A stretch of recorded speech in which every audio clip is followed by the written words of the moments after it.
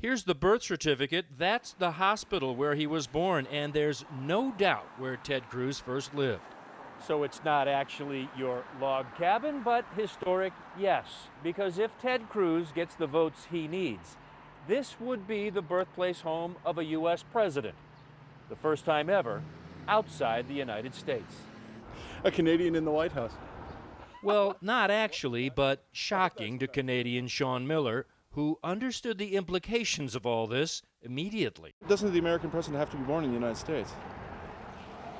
Oh my goodness. The answer to that question, according to most scholars, is no. But what exactly is Cruz's Canada story? It begins in Calgary in the late 1960s when his American mom, the former Eleanor Elizabeth Dara of Wilmington, Delaware, and his father, Rafael Bienvenido Cruz of Matanzas, Cuba, moved to Canada to start their business in the oil industry. Easton Wren knew them both and was especially impressed with Rafael, the geophysicist who was turning his expertise in mathematics and seismology into a very successful business. His software, his algorithms seemed to have an edge to them that many people liked. He was a very clever man, and he was lots of charisma. So the combination of technical capability with charismatic personality served them well in the business here. The Cruz family quickly moved from the rental home across from the hospital to this wealthier neighborhood on the Elbow River, where Rafael and Eleanor bought this home. They were moving up, and Rafael Cruz was becoming established in Calgary's scientific community. He had his trademark mustache, very charismatic, the center of the group. Wren volunteered with Cruz as his assistant editor for a technical journal for 2 years.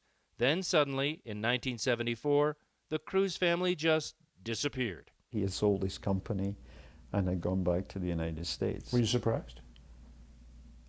Yes, because I thought that his business was growing, and I felt that he was becoming more established, and there was no reason to give it up.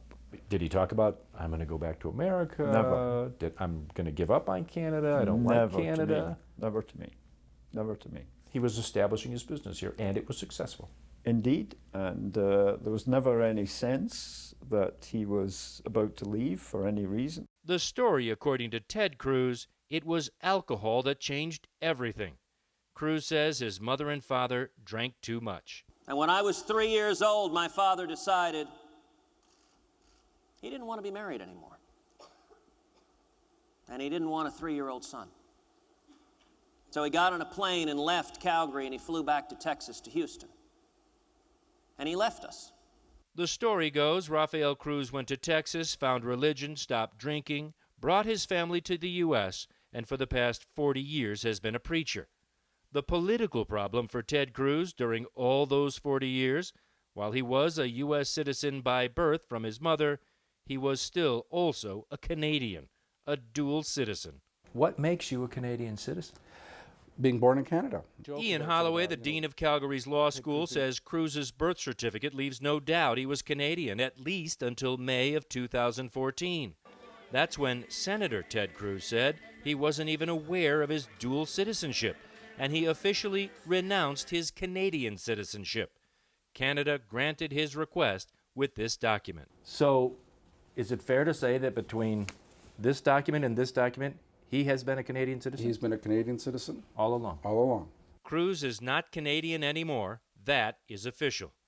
But that still doesn't resolve the other lingering question. Can he become the first former Canadian citizen to become President of the United States? Drew Griffin, CNN, Calgary.